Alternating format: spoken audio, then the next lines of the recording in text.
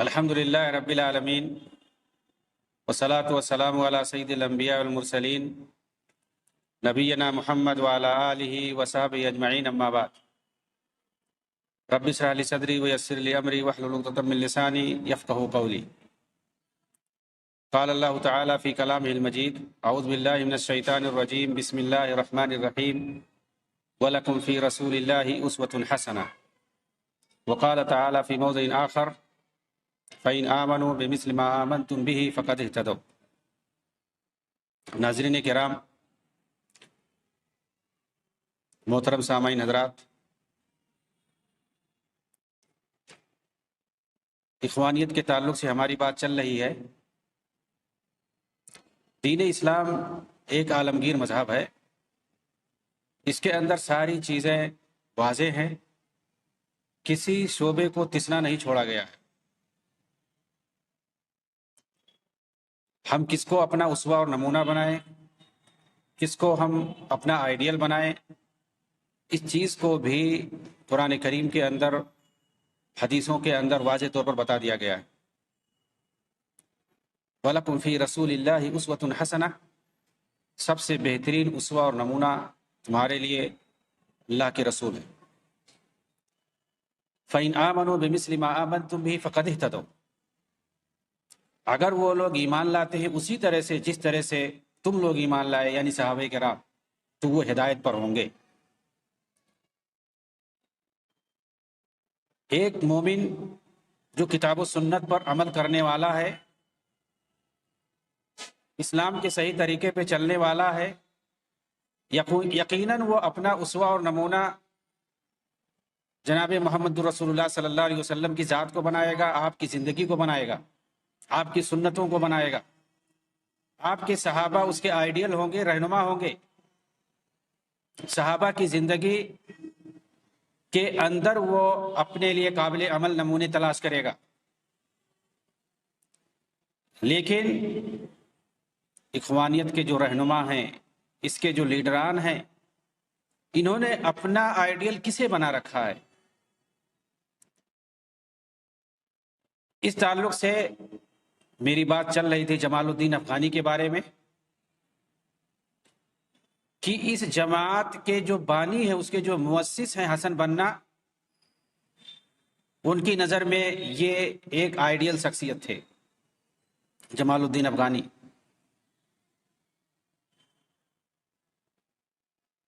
ان کے افکار کے بارے میں، ان کی سوچ اور فکر کے بارے میں اس سے پہلے بات آئی، یہاں تک کہ ان کے مذہب اور عقیدے پر بات چلی تھی، تو میں نے یہ بتایا تھا کہ موصوف کا مذہب جو ہے وہ شیعہ ہے، رافضیت ہے، اور انہوں نے ایسی باتیں کہی تھی جو ایک کافر اور ملحد اور مستشرق جو کہ اسلام کا دشمن ہوتا ہے وہ لوگ کہتے ہیں۔ جیسے کہ میں نے بتایا تھا کہ ان کا یہ قول مشہور ہے کہ نبوت ایک کسبی چیز ہے، اور انہوں نے ایک بار پیشے پہ، صنعت و حرفت پہ برجستہ تقریر شروع کی، تو اس میں یہ بھی کہہ گئے کہ نبوت بھی اسی طرح سے ایک پیشہ ہے، نعوذ باللہ۔ یہ چیزیں مستشرق جو ملحد ہوتے ہیں وہ لوگ ایسی باتیں کہتے ہیں، جن کے نزدیک الہام، وحی کوئی چیز نہیں ہوتی ہے۔ انسان جو کچھ حاصل کرتا ہے وہ اپنی قوت سے، اپنی طاقت سے، اپنی ریاض، اپنی جد و جہد سے حاصل کرتا ہے۔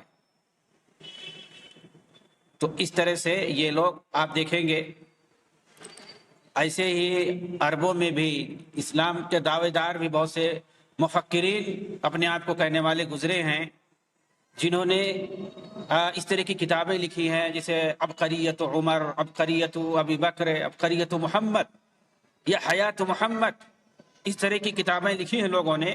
اس کے اندر دراصل یہی ثابت کرنا چاہتے ہیں، عبقریہ معنی ہوتا کہ عبقریت، عبقریت کا مطلب ہوتا ہے کہ انسان کے اندر اللہ تعالیٰ ایسی طاقت دیتا ہے، وہ اپنی طاقت اور قوت کے بلبوتے، اپنے انٹلیکچل فکر کے بلبوتے وہ بہت ساری چیزیں حاصل کر لیتا ہے۔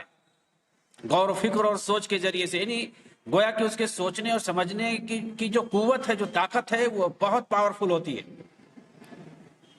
تو اس طرح سے یہ لوگ ثابت کیے ہیں عبقریت، یعنی نبی صلی اللہ علیہ وسلم کے درمیان کوئی عبقریت تھی، کوئی مطلب طاقت تھی پاورفل ان کے دماغ کے اندر، ان کے دل کے اندر۔ اس کا مطلب یہ ہوا کہ کوئی مافوق الفطرت کسی چیز کی ضرورت انہیں نہیں پڑی تھی، کسی الہامی چیز کی، کسی الہی چیز کی ربانی کوئی کاریگری اس میں نہیں ہے۔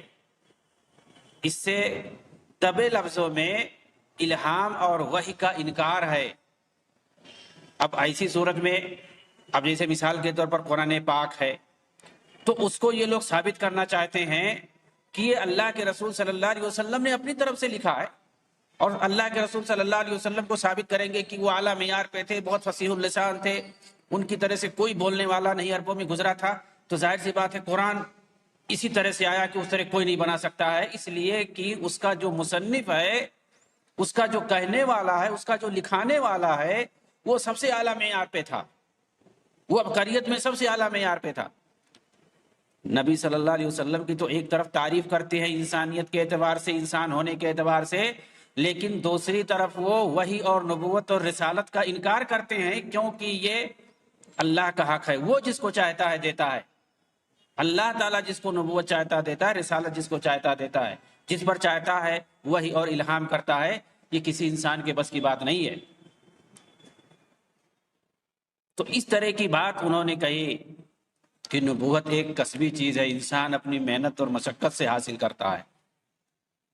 اسی طرح سے ان کا مذہب جو تھا وہ شیعہ اور رافضی مذہب تھا، جو ڈھکا چھپا نہیں رہے، سب جانتے تھے۔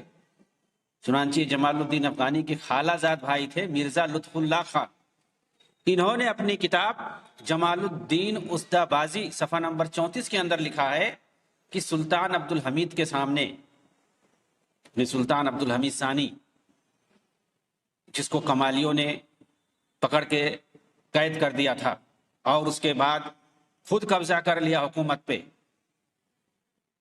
1909 کے اندر ان کو ہٹا دیا زبردستی اور خود قبضہ کر لیا کمالیوں نے، اور اس کے بعد 1923 کے اندر جو خلافت کسی طرح سے قائم تھی ختم کر دیا، اس کے ملغا ہونے کا اعلان کر دیا۔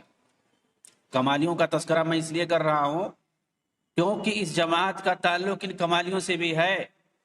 اس جماعت کے اندر بہت سارے رہنما اس وقت جو سرگرم تھے، ایکٹیو تھے، وہ لوگ انہی کمالیوں سے ملے ہوئے تھے ترکی کے اندر۔ تو سلطان عبد الحمید کے سامنے جمال الدین افغانی کی حقیقت اس وقت کھل کر سامنے آ گئی جب مظفر الدین شاہ نے ایرانی سفیر علاء الملک کے دستاویز کو پڑھ کر سنایا، وہ دستاویز جسے ترکی حکومت کی طرف بھیجا گیا تھا، جس میں دو ٹوک دلیلوں سے یہ ثابت کیا گیا کہ جمال الدین ایرانی شیعہ ہیں، افغانی لباس اور سنی مسلک کے نام پر اپنا عقیدہ و مسلک چھپا کے رکھتے ہیں۔ مصطفیٰ فوزی غزال نے اپنی کتاب دعوت و جمال الدین افغانی فی میزان الاسلام، یہ ان کی زندگی کے بارے میں جاننے اور سمجھنے کے لیے بہت اہم کتاب ہے۔ اس کے اندر صفحہ نمبر 71 پر لکھتے ہیں کہ ہم موصوف کی پوری تعلیم پر ایک دائرانہ نظر دوڑائیں تو پتہ چلے گا کہ آپ کی پوری تعلیم شیعی تھی، تشیع پر مبنی تھی۔ آپ جتنے بھی مدرسوں میں اور جتنے بھی شیوخ سے تعلیم حاصل کی ہے وہ سب خالص شیعہ تھے۔ چنانچہ آپ نے ابتدائی تعلیم ایک ایرانی شہر قزوین میں حاصل کی تھی۔ بتایا جاتا ہے کہ اسی شہر میں ایک بار موصوف کو شاہ ناصر الدین کے قاتل بابی کے ساتھ جیل میں جانا پڑا تھا، کیونکہ وہیں پر رہتے تھے، شیعوں کے ساتھ رہتے تھے، انہی کے ساتھ وہ تعلیم حاصل کرتے تھے۔ تو ان کے ساتھیوں کو جب پکڑا گیا، گرفتار کیا گیا، تو ان کو بھی گرفتار کر لیا گیا تھا، گرچہ یہ ملوث نہیں تھے۔ پھر وہاں سے منتقل ہو کر تہران چلے آئے، ابتدائی تعلیم انہوں نے قزوین میں حاصل کی، اس کے بعد وہاں سے منتقل ہو کے تہران آئے جو کہ ایران کی راجدھانی ہے، اور تعلیم وہیں پر پوری مکمل کی انہوں نے۔ پھر وہاں سے عراق چلے گئے، جہاں کے شیعی مقدس جگہوں پر علمی حوزات کے اندر اعلیٰ تعلیم حاصل کی. علمی حوزات مطلب علمی تعلیم گاہیں، جو سیوں کی تعلیم گاہیں ہیں ان کو علمی حوزات یا اتباعات شیعیہ کہتے ہیں. وہاں جا کر کے انہوں نے اعلیٰ تعلیم حاصل کی، جہاں پوری دنیا سے شیعہ علم حاصل کرنے کے لیے جاتے ہیں. آپ کے سارے مشائخ شیعہ تھے، مثلا آقا خان صادق، شیخ مرتضی وغیرہ. اسی طرح قاضی بشر، حافظ دراز اور حبیب اللہ قندھاری کا نام بھی آتا ہے، جو سب کے سب شیعہ عالم ہیں. اب اس کے بعد اس میں کیا شبہ باقی رہ جاتا ہے کہ آپ پکے اثنا عشری شیعہ تھے. اثنا عشری شیعہ جو پکا رافضی ہوتا ہے، سنی مسلمانوں کا جو دشمن ہوتا ہے، صحابہ کرام کا جو دشمن ہوتا ہے، امہات المومنین کو جو گالیاں دیتا ہے، قرآن کو جو محرف مانتا ہے، اس پر موجودہ قرآن پر بھروسہ نہیں ہوتا ہے، اس کو اثنا عشری شیعہ بولتے ہیں. جو 12 اماموں پر ایمان لاتے ہیں، ان کے یہاں نبوت کافی نہیں ہے، نبوت کے بعد 12 اماموں پر یہ ایمان لاتے ہیں. چنانچہ دکتور عبد المنعم محمد حسنین نے اپنی کتاب جمال الدین استابادی کے صفحہ نمبر 9 میں پوری صراحت کے ساتھ لکھا ہے کہ موصوف جعفری مسلک کے اثنا عشری شیعہ تھے. اور ظاہر سی بات ہے جو اثنا عشری شیعہ ہوتے ہیں ان کو جعفری بھی کہتے ہیں، اس لیے کہ وہ فقہ جعفری پر عمل کرتے ہیں. اور آپ کے ایرانی شیعہ ہونے پر بہت ساری قطعی دلیلیں موجود ہیں، انہوں نے لکھا ہے باقاعدہ اس کتاب کے اندر. یہاں ایک دلچسپ بات میں آپ کو بتا دوں کہ مدینہ منورہ کے اندر جو اسلامک یونیورسٹی ہے، کہتے ہیں کہ جب اس کا نصاب تیار کیا جا رہا تھا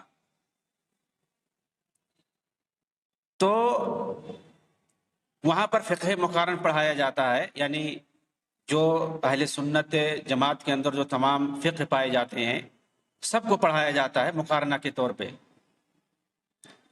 اور اس کے اندر جو راجح بات ہوتی ہے، قرآن و حدیث کے کتاب و سنت کے موافق جو بات ہوتی ہے وہ بتا دی جاتی ہے. دلچسپ بات یہ ہے کہ ایران کو اس سے بڑی تکلیف ہوئی اور ایرانیوں نے سید مودودی اور بعض اخوانیوں کا استعمال کرتے ہوئے وہاں یہ میسج بھیجا کہ بھائی اگر ساتھ میں فقہ جعفری کو بھی ڈال دیا جائے تو کیا حرج ہے فقہ مقارن کے طور پر.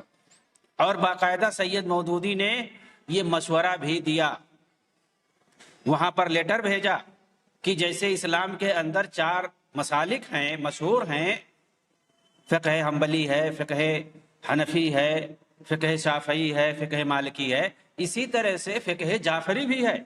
اس کو بھی اگر شامل کر لیا جائے تو کوئی حرج نہیں ہے، طلبہ مزید فقہ جعفری سے بھی آگاہ ہو جائیں گے.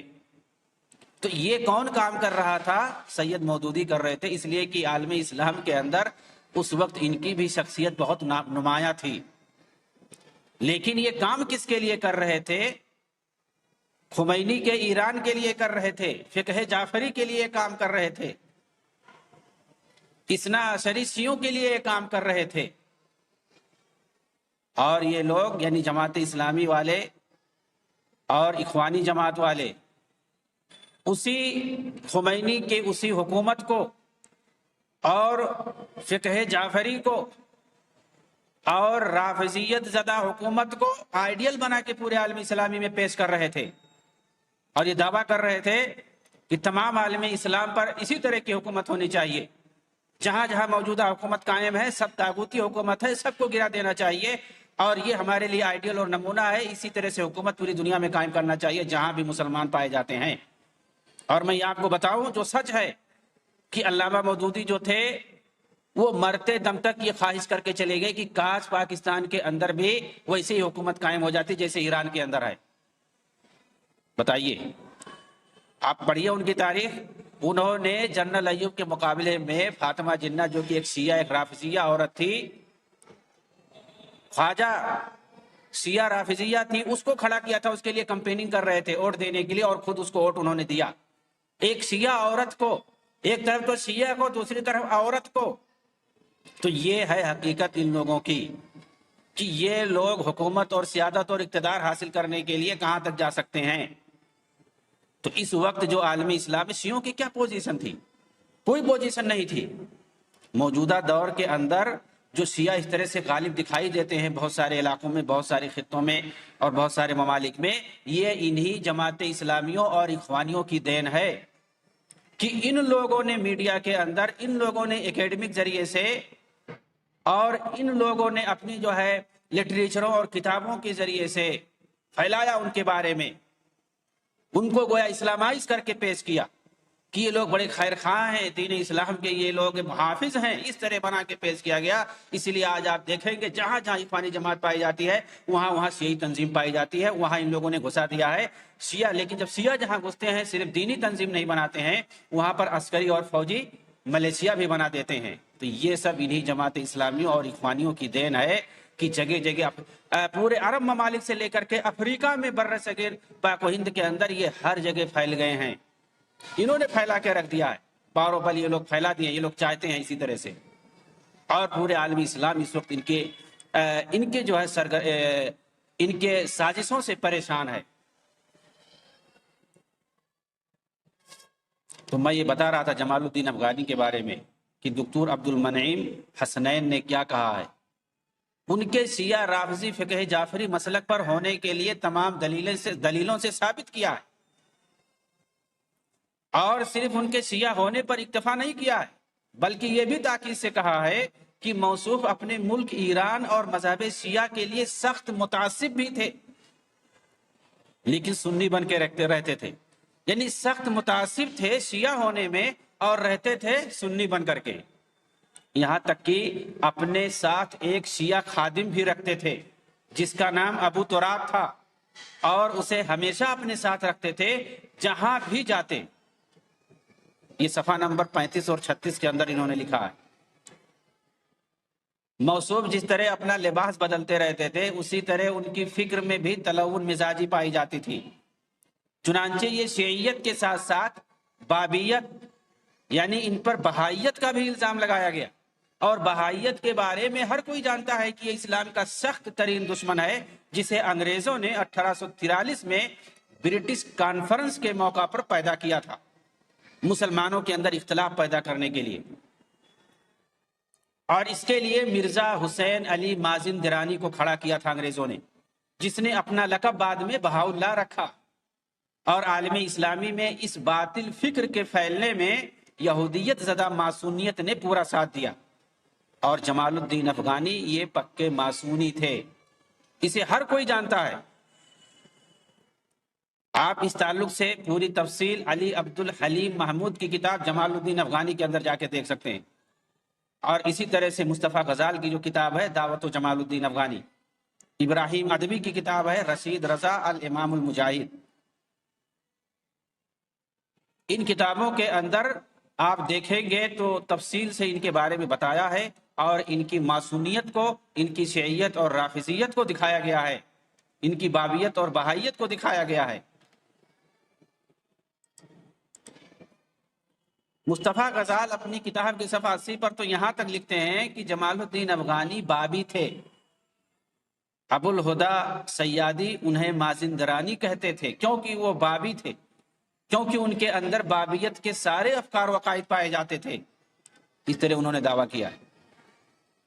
دکتور امارہ نے اپنی کتاب الاعمال الکاملہ، یہ بہت بڑی کتاب ہے، اس کے صفحہ 30 کے اندر یہ لکھتے ہیں، اور اسی طرح سے محمد رشید رضا اپنی کتاب تاریخ الوسطاذ امام، اسے ان کے استاد محمد عبدہ مراد ہیں، اس کی پہلے جلد کے صفحہ نمبر 90 کے اندر لکھتے ہیں کہ ابو المہدی سیادی نے شیخ رشید رضا کے پاس خط لکھا کہ آپ لوگ کیسے جمال الدین کا دفاع کرتے ہیں جبکہ سرکاری محکموں میں ثابت ہے کہ وہ مازندرانی ہیں۔ مازندرانی مطلب بابی، سخت متعصب شیعہ گھرانے سے ان کا تعلق ہے، وہ دین سے ویسے ہی باہر ہے جیسے تیرے کمان جو ہے یہ شکار سے باہر ہو جاتی ہے۔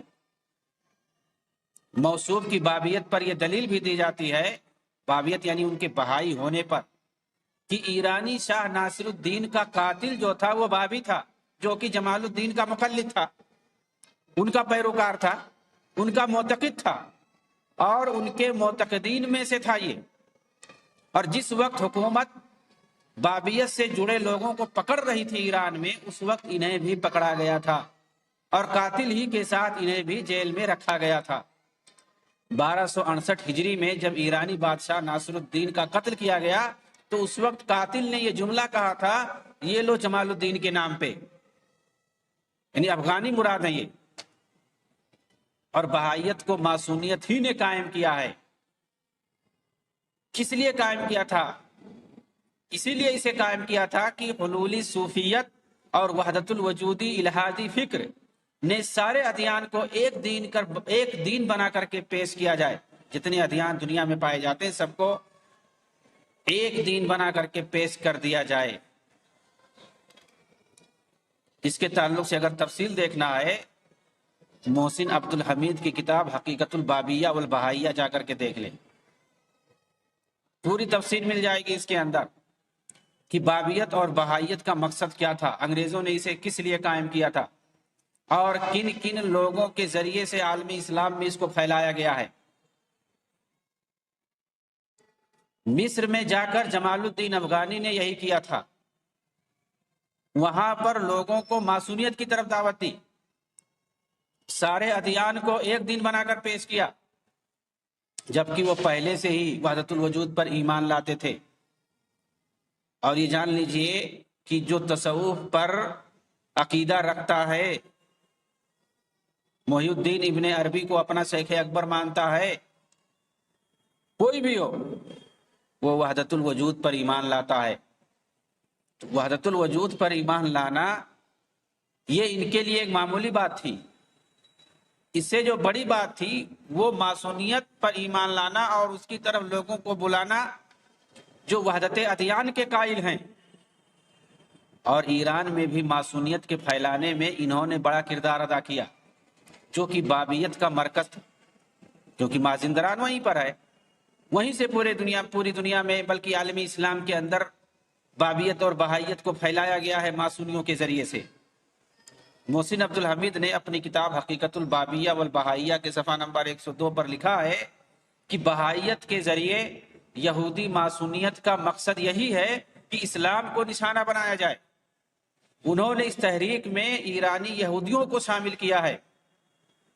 ایران میں زمانے سے یہودی رہتے ہیں اور آج بھی وہاں ہزاروں کی تعداد میں رہتے ہیں اور قیامت تک رہیں گے، کیونکہ دجال جو وہاں سے نکلے گا، اور حدیثوں میں آتا ہے کہ جہاں سے دجال نکلے گا 70,000 یہودی اس کے ساتھ ہوں گے۔ 70,000 جو استعمال کیا گیا ہے حدیث کے اندر، یہ کثرت کے لیے ہے، اور زیادہ بھی ہو سکتے ہیں۔ 70,000 یہودی وہاں سے نکلیں گے دجال کے ساتھ۔ لیکن المیہ یہ ہے، سوشل میڈیا پر آپ دیکھیں گے کہ انہی لوگوں میں سے، اخوانیوں اور تحریکیوں میں سے بہت سے لوگ ایسے ہیں جو اس حدیث کو جو صحیح بخاری کے اندر ہے، صحیح کتابوں کے اندر ہے، اس کو مشہور نہ کر کے، اس کو پیش نہ کر کے ایسی روایتیں پیش کرتے ہیں جو موضوع من گھڑت ہیں، ضعیف روایتیں ہیں، جن سے یہ ثابت ہوتا ہے کہ مہدی یہ افغانستان سے نکلیں گے، یعنی جہاں سے دجال کو نکلنا تھا وہاں سے مہدی کو یہ لوگ نکال رہے ہیں، اور مہدی کو جہاں سے نکلنا تھا اور دجال کو جہاں سے نکلنا تھا، ان روایتوں کو یہ لوگ ہضم کر جاتے ہیں۔ تو دجال والی جگہ کو یہ لوگ مہدی والی، امام مہدی والی جگہ قرار دے رہے ہیں، جبکہ صحیح روایتوں میں صحیح بخاری وغیرہ کے اندر مشہور ہے کہ امام مہدی کہاں سے نکلیں گے، مدینہ کے ہوں گے، وہ مدینہ میں ان کی پیدائش ہوگی اور وہ اہل بیت سے ہوں گے، اور ان کا ظہور ہوگا مکہ کے اندر خانہ کعبہ کے پاس۔ یہ ساری چیزیں مشہور ہیں، موجود ہیں ساری چیزیں، لیکن یہ لوگ من گھڑت روایتوں کو پیش کرتے ہیں۔ آپ جائیے دیکھیے سوشل میڈیا پہ، خاص طور سے ڈاکٹر اسرار کے نام سے جو مشہور ہیں، بہت پیشین گوئی ایک سے ایک کرتے رہتے ہیں، عربوں کی تباہی پیش کرتے رہتے، ایرانیوں اور سیوں کے، خمینی نواز یہودیوں اور سیوں کے جو تعریف کرتے رہتے ہیں، وہاں سے امام مہدی کو نکالتے ہیں اور عربوں سے دجال کو نکالتے ہیں، ان کو دجالی حکومت بتاتے ہیں اور ان کی تباہی کے لیے ہمیشہ تقریریں کرتے رہتے۔ چلے گئے، اللہ ان کو معاف کرے۔ تو انہی کی تقریریں آج کل پورے سوشل میڈیا پہ چلتی ہیں. یعنی آپ جتنی باطل چیزیں پائیں گے، جو موضوع روایتیں ہوں گی، من گھڑت ہوں گی، جن کا اسلام سے کوئی تعلق نہیں ہے، اسلام کی جو سچی چیزیں ہیں، جو اسلام کا جو سچا جو چہرہ ہے، وہ چیزیں جو ہیں وہ میڈیا میں لانے والا کوئی نہیں ہے، یا اگر کوئی لاتا ہے تو اتنا مشہور نہیں ہوتا ہے. باطل چیزیں زیادہ، پروپیگنڈا والی چیزیں جو ہوتی ہیں وہ زیادہ مشہور ہو جاتی ہیں. جمال الدین افغانی کے بارے میں آپ پڑھیں گے بغیر سر پیر کے، بغیر حوالے کے، تو لکھے گا، آپ دیکھیں گے ان کو ریفارمر بنا کے پیش کیا گیا ہے دور حاضر کا، زعماء الاصلاح فی العصر الحاضر. اس طرح سے کتابیں لکھی گئی کہ مطلب موجودہ دور کے جو بڑے بڑے ریفارمر تھے، مصلحین تھے، سماجی اعتبار سے، دینی اعتبار سے، سیاسی اعتبار سے، ان سب کو عصر حاضر میں مسلمانوں کے اندر بڑے بڑے رہنما کے طور پر، ریفارمر اور مصلحین کے طور پر پیش کیا گیا ہے. لیکن اسلام کے بڑے رہنما، اس کے ریفارمر کیسے ہونا، ان کے عقیدے کیسے ہونا، ان کا عمل کیسے ہونا، ان کی تعلیم کیسی ہونی، کتاب و سنت سے ان کا واسطہ کیا ہونا، یہ ساری چیزیں دیکھی جائیں گی. ایسے نہیں کہ ہم جس کو کہتے ہیں بہت بڑا ریفارمر ہے اس کو مان لیا جائے گا. تو آپ پڑھیے ان کے بارے میں، جن لوگوں نے کتابیں لکھی ہیں، 10 کتابیں نہیں، 20 50 کتابیں ہم دکھا سکتے ہیں. جہاں وہ رہے ہیں، عربوں میں وہ اکثر رہے ہیں، ترکی میں رہے ہیں، مصر میں رہے ہیں، حجاز میں رہے ہیں، اور اسی طرح سے ہندوستان میں رہے ہیں، اور یہ پیرس کے اندر رہے ہیں. وہاں سے بھی یہ عربی مجلہ نکالتے تھے. تو عربی میں انہوں نے کام کیا ہے، عربوں کے ساتھ ہی زیادہ رہے ہیں، اور انہوں نے جو کچھ لکھا پڑھا ہے سب عربی میں انہوں نے کام کیا ہے. ظاہر سی بات ہے عربی میں جو کتابیں لکھی ہوئی ہیں ان کے بارے میں وہ قابل اعتماد ہیں. جتنی کتابوں کا میں نے حوالہ دیا ہے وہ سب عربی کتابوں سے حوالہ دیا ہے. ان کے ساتھ جو رہے ہیں، ان کے جو شاگرد ہیں، انہوں نے اپنے تجربے کو بتایا ہے کہ ہمارے استاد کیسے تھے، یا ان کا زمانہ جنہوں نے پایا ہے، ان سے جن کا واسطہ پڑا ہے، ان لوگوں نے ان کے بارے میں حقائق لکھا ہے، اور انہی کی کتابوں کو معتبر مانا جائے گا. مصر میں جا کر انہوں نے، اب محسن عبد الحمید نے لکھا ہے باقاعدہ کہ مصر میں جا کر انہوں نے ماسونیت کی دعوت دی، سارے ادیان کو ایک دین بنا کر کے پیش کیا، جبکہ وہ پہلے سے وحدت الوجود پر ایمان لاتے تھے. ایران میں بھی ماسونیت کے پھیلانے میں انہوں نے بہت بڑا کردار ادا کیا. محسن عبد الحمید نے اپنی کتاب حقیقت البابیہ والبہائیہ کے 102 نمبر صفحہ میں لکھا کہ بہائیت کے ذریعے یہودی ماسونیت کا مقصد یہی تھا کہ اسلام کو نشانہ بنایا جائے، اور اس کے لیے استعمال کون ہو رہے تھے؟ یہی لوگ ہو رہے تھے. انہوں نے اس تحریک میں ایرانی یہودیوں کو شامل کیا، اس کے لیے بہائیت کو تیار کیا تاکہ وہ انسانیت کے نام پر ہمارے مقاصد کو پورا کرے. چنانچہ ارض فلسطین پر یہودی ریاست کے قیام کے لیے یہ تحریک سب سے آگے تھی، اور اس تحریک کا ساتھ اخوانیوں کے پیروں اور مرشدوں نے بھی دیا تھا. یہی وجہ ہے کہ ان کی جماعت میں ہر فکر و خیال کے لوگ شامل رہتے ہیں، چاہے وہ جہمی ہو، رافضی ہو، عیسائی ہو، یہودی ہو. اگر میں بتاؤں گا تو تعجب ہوگا کہ فلسطین کے اندر اس وقت جو سب سے نمایاں تنظیم ہے حرکت الفتح، محمود عباس جس کے صدر مانے جاتے ہیں، فلسطین کے سب سے بڑے جو رہنما ہیں ان کا تعلق اسی بہائیت سے بتایا جاتا ہے. اور یہ بھی تعجب ہوگا کہ بہائیوں کا جو مرکز ہے وہ فلسطین کے اندر ہے، عکا میں ہے. ان کا مرکز عکا کے اندر ہے، ادھر ہی یہ لوگ رک کر کے نماز پڑھتے ہیں، جو بھی عبادت کرنا ہوتا ہے کرتے ہیں. اور وہاں بہت سارے بہائی ہیں. فلسطین کے لیے لڑنے والے سب سے آگے یہی تھے. وہاں جو بڑے بڑے رہنما ہیں جو اپنے آپ کو سیکولر بولتے ہیں، اسی تنظیم سے، اسی دین سے تعلق رکھتے ہیں، اسی تنظیم اور اسی گروہ سے تعلق رکھتے ہیں. محمود عباس کے بارے میں کہا جاتا ہے کہ وہ بہائی فرقے سے تعلق رکھتے ہیں، ایران سے وہ آئے ہیں، فلسطین کے اندر بعد بس گئے ہیں اور وہاں آ کر کے لیڈر بن گئے. آج وہی انہی لوگوں کا نام ہے. تو ظاہر سی بات ہے یہ لوگ بیت المقدس کے لیے، مسجد اقصیٰ کے لیے کیا لڑیں گے؟